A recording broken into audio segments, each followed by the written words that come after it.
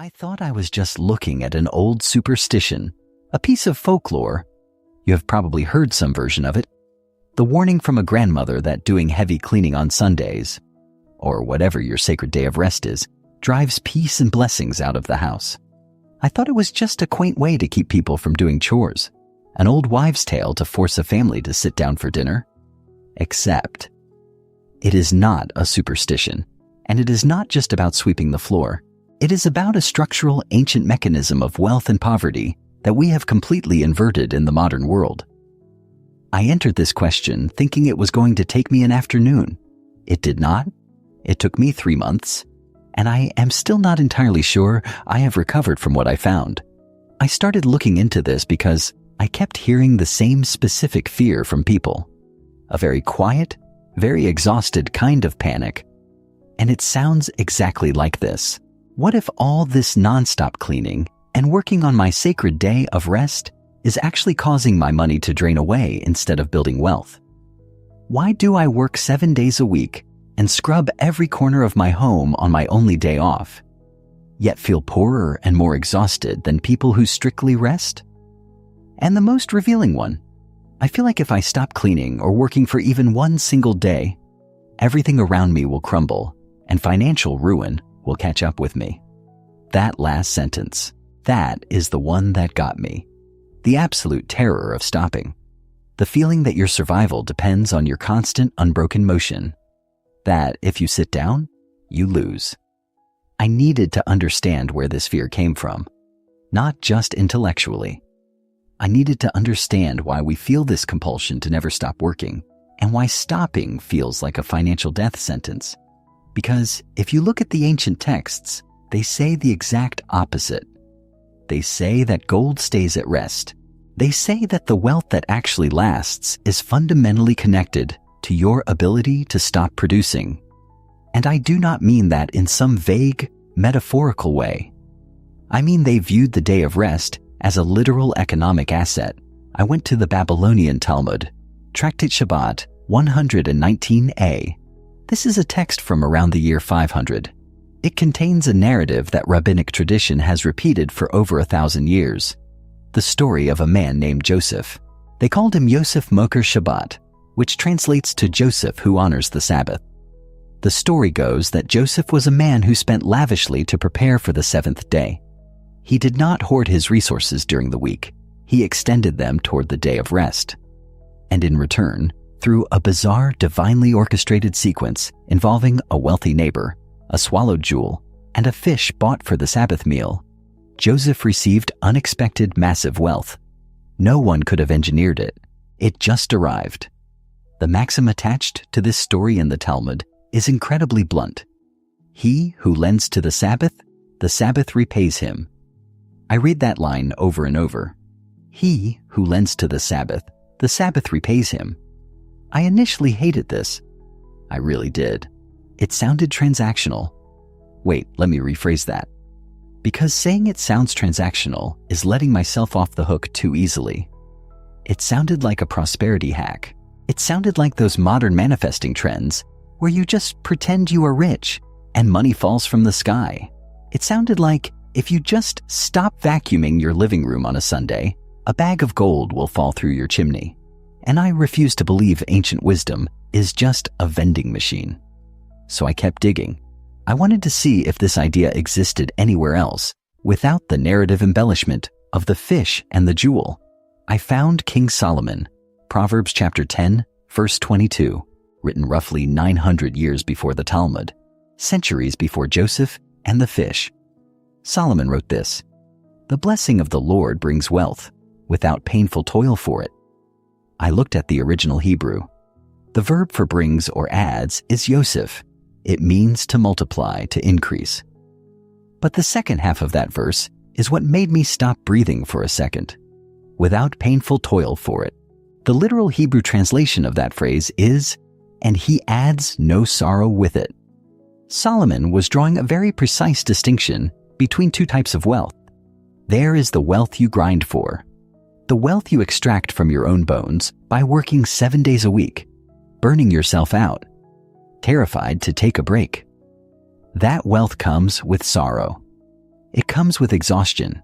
It comes with the anxiety that if you stop moving, you will starve. And then there is the wealth that comes as a blessing, the wealth that multiplies without the grinding, anxious exhaustion. Solomon was not saying that work is bad. He was not anti-work. He was saying that the source of lasting wealth is not relentless effort. The source is divine provision, and that provision lands in the space created by rest. But this still did not make sense to my modern brain. How does stopping create space for provision? How does pausing your household chores on a Sunday actually protect your finances? I almost gave up here. I really did. It was late at night, I had dozens of tabs open, books piled on my desk, and I just could not bridge the gap between ancient theology and the reality of a modern person working 60 hours a week just to pay rent. Taking a full day off from household chores feels like an unaffordable luxury. It feels like something only the wealthy can do. Struggling people cannot stop. And then I found a book by a theologian named Walter Brueggemann. It is called Sabbath as Resistance, saying no to the culture of now. Published in 2014. Brueggemann pointed out something so obvious, I felt stupid for missing it. The commandment to rest on the Sabbath, the original instruction in Exodus chapter 20, verses 8 through 11, was not given to wealthy people lounging in palaces. It was given to liberated slaves. It was given to a population that had just spent 400 years in Egypt under a system of pharaonic, anxiety-driven labor. A system that demanded endless production. A system that framed rest as a theft of profit. The Sabbath was instituted specifically for people who had the least security, the most anxiety, and the strongest psychological incentive to keep working. The command was given precisely to people who felt they could not afford to stop. The purpose of the rest was not just spiritual, it was structural. It was designed to break the compulsive accumulation loop. It was a counter-declaration against the slave economy. Pausing your cleaning, pausing your work, is an act of trust that provision will arrive without your constant intervention. It breaks the scarcity panic that causes compulsive overwork, which in turn perpetuates scarcity. When you scrub your house on your day of rest, because you are terrified of falling behind, you are not being responsible. You are acting out the trauma of the pharaonic system. You are operating as if you are still a slave to the system of endless production. I need to talk more about this guilt, because the guilt of resting is the most insidious part of this whole equation. It is the thing that keeps the cycle going.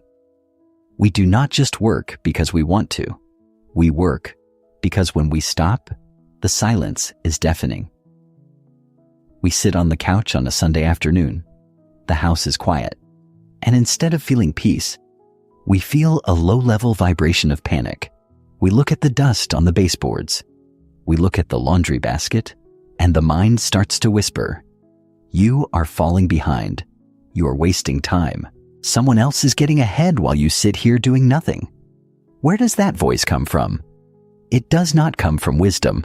It does not come from Solomon. It certainly does not come from the Talmud. It comes from the culture of now. It comes from an economic system that views human beings as batteries to be drained and discarded. When you listen to that voice, when you get up off the couch and grab the broom, you think you are taking control of your life. You think you are being responsible. But what you are actually doing is submitting to the slave driver. You are bowing down to the pharaonic anxiety. You are telling the universe, and you are telling God, that you do not trust the provision. You only trust your own two hands, and that is a terrifying way to live. Think about the sheer arrogance of it. The belief that if we stop moving for 24 hours, the world will stop spinning. The belief that our labor is the only thing holding the universe together. It is a form of idolatry. We worship our own hustle. We make an idol out of our own exhaustion. But then something happened. I was trying to find a counter-argument to this. I wanted to see if the secular world had any data on this. Because surely, in a purely empirical sense, working more hours equals more output, right? That is the foundational math of our entire global economy. More hours equal more money. I found a study, 2015, published in the Economic Journal. The author was John Penkovel, an economist at Stanford University. The study was called The Productivity of Working Hours. This was a purely secular empirical economic study. Penkovel analyzed massive sets of data on worker output and hours, and what he found completely shattered the modern myth of the hustle. Penkovel found that output does not plateau after a certain point. It collapses. Specifically, after 55 hours of work per week, productivity drops sharply. And if you work 7 days a week, pushing up to 70 hours, you produce 0 additional measurable productivity compared to someone working 55 hours with rest days. 0. Let me make sure you hear this exactly as I read it, because this is the moment everything flipped for me.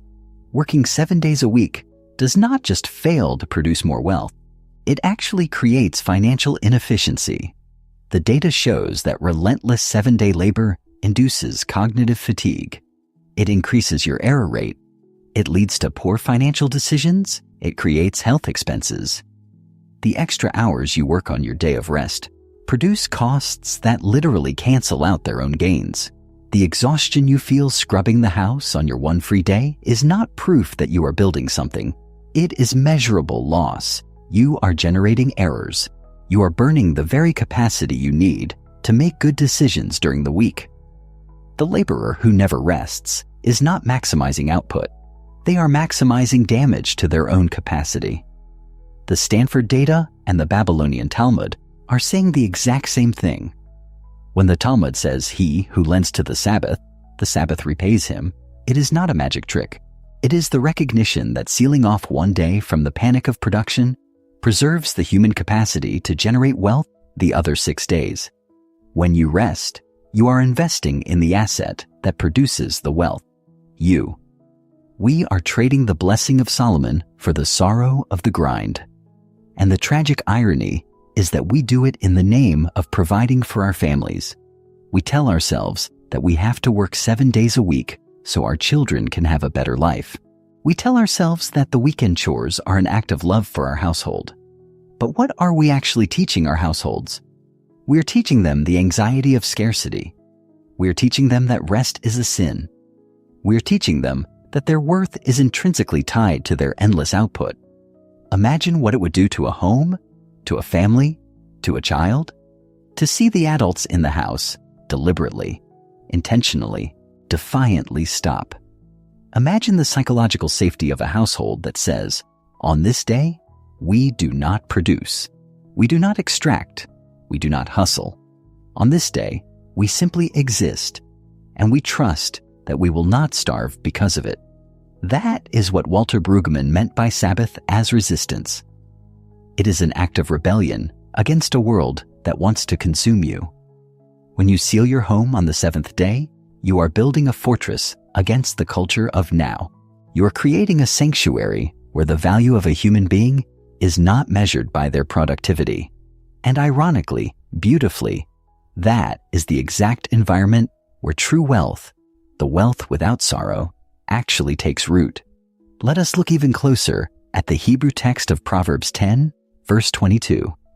Because every single word there carries weight. The blessing of the Lord brings wealth, and he adds no sorrow with it. The word for sorrow there is etzev. It is the exact same root word used in Genesis chapter 3, when humanity is exiled from the garden and told they will eat from the ground through painful toil. Through etzev, Solomon is deliberately contrasting the wealth of the blessing with the wealth of the curse. The curse is the endless, grinding, anxiety-filled labor that never feels like enough. The curse is the feeling that you are constantly fighting the earth just to survive. The blessing is the reversal of that curse. The blessing is the wealth that flows without the etzev, without the painful toil. And how do we access that reversal? How do we step out of the curse of endless labor and into the blessing of multiplied provision? By honoring the architecture of time that God established at the very beginning of creation. By keeping the Sabbath holy. by protecting the day of rest. It is not a coincidence that the commandment to remember the Sabbath is the longest and most detailed of the 10 commandments. God knew we would forget. He knew we would be tempted to cheat the system. He knew we would convince ourselves that just one more hour of work, just one more load of laundry, just one more quick email would not hurt.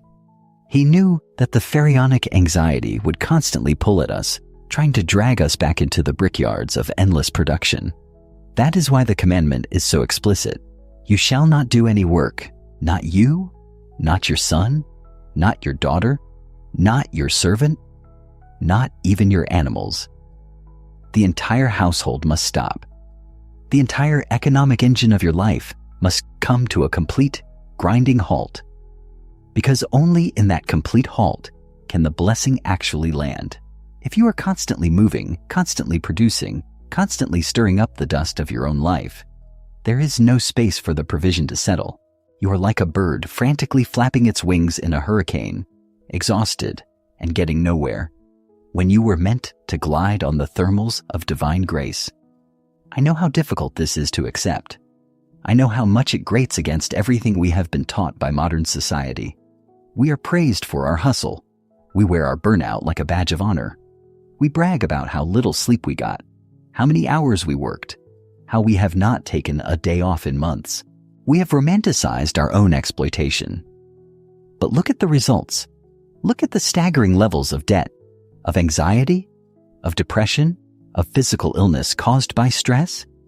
We are a generation that works harder and longer than almost any before us.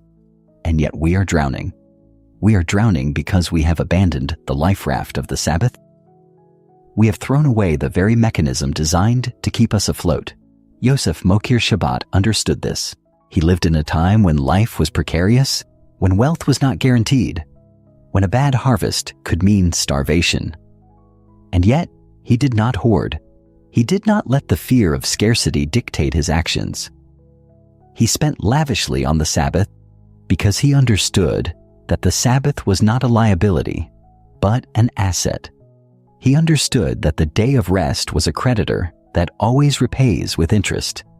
He trusted the architecture of the blessing more than he trusted his own ability to grind.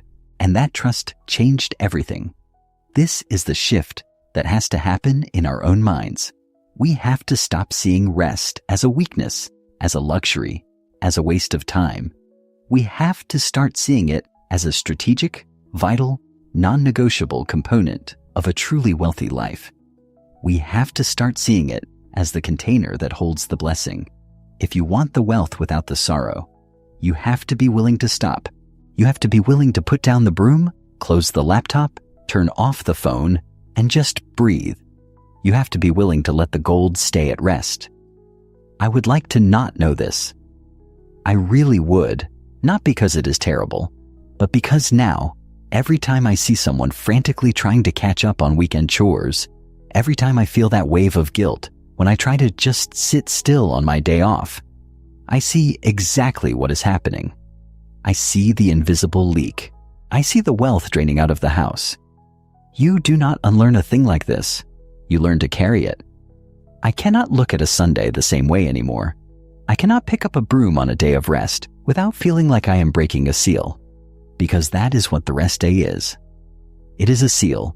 If you look at the very beginning of the biblical text, Genesis chapter 2, verses 2 and 3, by the seventh day, God had finished the work he had been doing.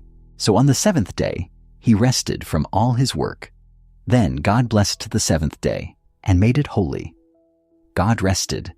The rest was not passivity. The seventh day is not an absence of productivity. It is the day that God blessed and made holy before a single commandment was ever written. The home that is sealed on the seventh day carries the frequency of that original blessing. The home that keeps working, that keeps grinding, that keeps scrubbing the floors in a panic of scarcity, carries none of it. Remember when I said I thought the grandmother's warning about cleaning on a Sunday driving blessings out of the house was just an old superstition? I was right that it was about cleaning, but I was entirely wrong about the superstition. She was right. The grandmother was completely right. Doing intensive house chores on the Sabbath drives peace and blessings out of the house because it breaks the seal.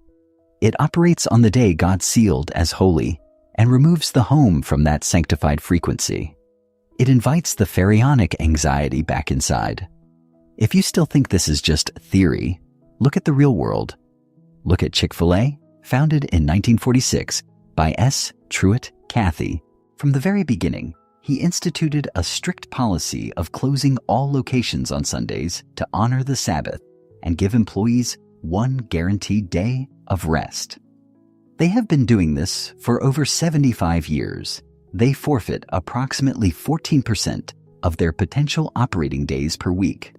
14% of their potential revenue days gone, completely sacrificed to the rest. And yet, they generate higher per unit annual sales revenue than McDonald's, Starbucks, and Subway, all of which operate 7 days a week. In 2022, Chick-fil-A averaged approximately $8.1 million in annual sales per location. McDonald's averaged approximately $3.6 million. The rest day did not cost that company money. It is structurally correlated with the highest per unit productivity in the entire fast food industry. Gold stays at rest. The blessing of the Lord brings wealth, and he adds no sorrow with it. I came into this research wanting a simple answer about a domestic chore. I wanted to know if I should feel guilty for not vacuuming on a Sunday. I leave this research with a profound, uncomfortable clarity. The guilt we feel when we sit down is not a sign that we are irresponsible. It is a sign that we have been conditioned by a culture of endless extraction to view our own rest as a crime. We have been taught to fear the exact mechanism that God designed to protect us from poverty. You do not rest because you are rich enough to afford it.